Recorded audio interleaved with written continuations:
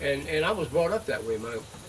Actually, I spent most of my younger days with my grandparents, and my grandfather would go around, and if you had a light on, he go turn it off. I mean, they would, but back then, you were watching pennies, and so I grew up that way, and you don't waste anything. Or even my grandmother, the food that was left over on the table, she put it around her fig tree, or in the garden, and so and they were very conscious of the environment. But I don't like the word environmentalist because it's got to be, like you just pointed out, it's got to be a bad word. I have a good friend of mine, and I went over there yesterday to visit with him, and he blames everything on environmentalists. Everything that's going wrong, you know. And he hates them. If you're an environmentalist, you are not welcome in his house. So I said, well, Joe, I said, I'm a conservationist. And if environmentalists had not stopped the construction of a barrier on the Rigolets, then storm surge would not be able to get into Pontchartrain, and then New Orleans would not have been destroyed. It seems a little bit of pretzel logic going on there. But you know, I love geology. It's a natural science, and it's all about where we live, our planet. And you just, I can't wait to go to each new chapter because running water, I love it.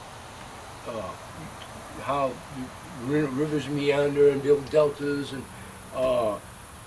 earthquakes, volcanoes, basic structure of the earth, shorelines, oceans, all about our planet. And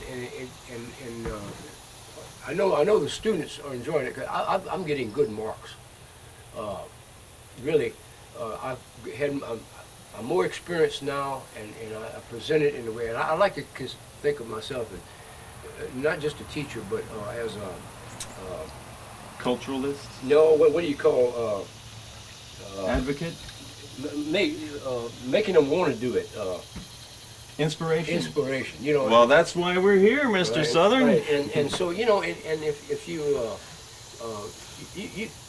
rather than have to force them to do, if I can inspire them to do that research. By the way, they're all given. Now this is just a community college. It's a beginning geology course, both physical geology and historical, and they do a research project. And let me tell you something. I'm getting good papers and good reports. In fact, some of the things we're doing right now, each semester I assign students to go to Grand Isle and observe.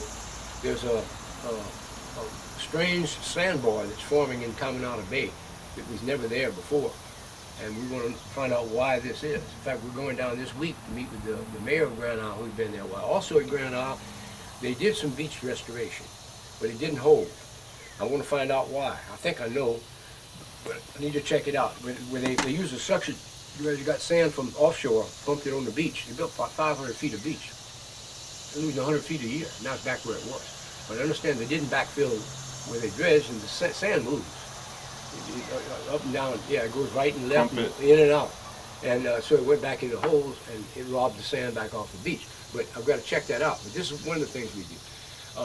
We as I said, we go to the Barrier Islands. Now, I'm also, this is going to be open to the public if we can get enough boats. We won't have that many. We want to go take a look at the Chafalaya Delta. This is an active delta, not as big as the Mississippi, but it's forming in the same way. Well, it's the only little piece of green you see on the map which shows construction instead of erosion. Right. And in that area, the fishing is good. The ducks are all there.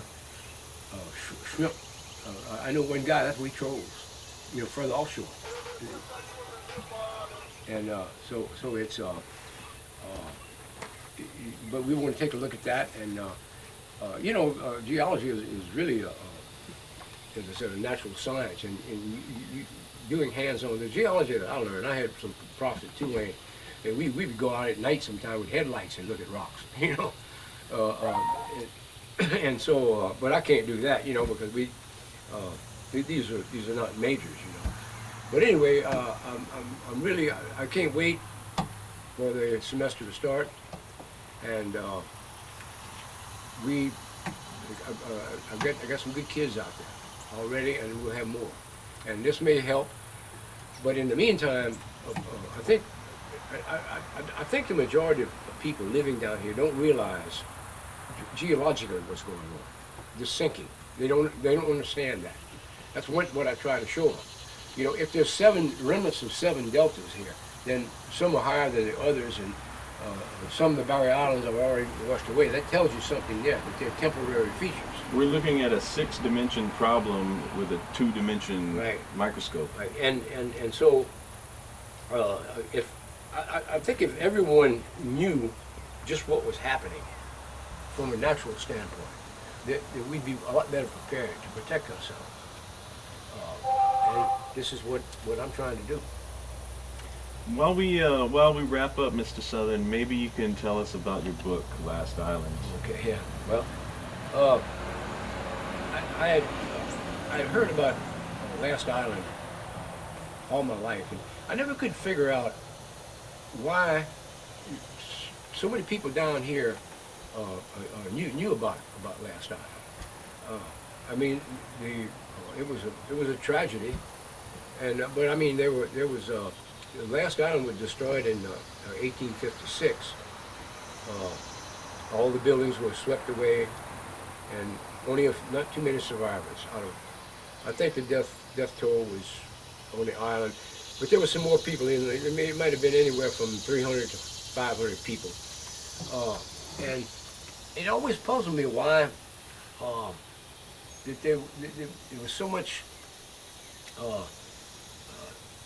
What is the word I'm trying to say? The people, it's like a legend, like the Titanic on it. And because in 1893, Cheniere Caminada, which is right before you get to Grand Isle, there were over 2,000 people killed there.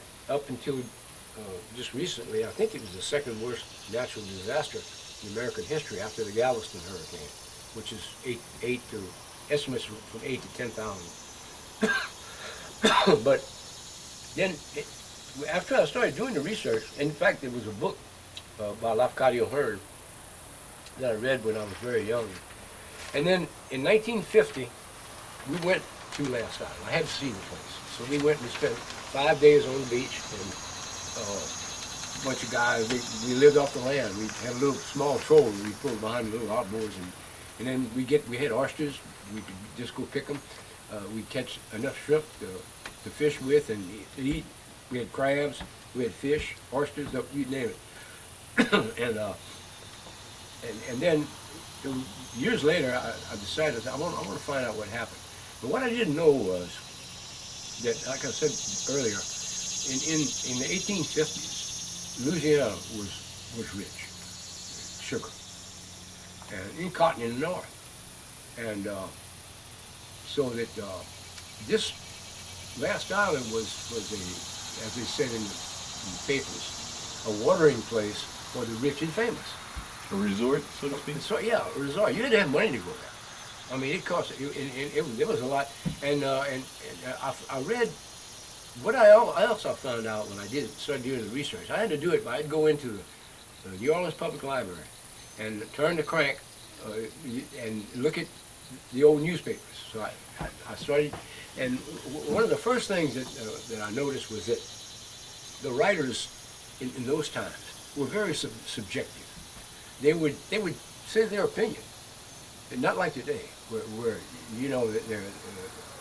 Well, they pretend not well, to they'd be say subjective. something like, in the height of the disaster, so and so behaved with utmost bravery, which is understandable considering his family background.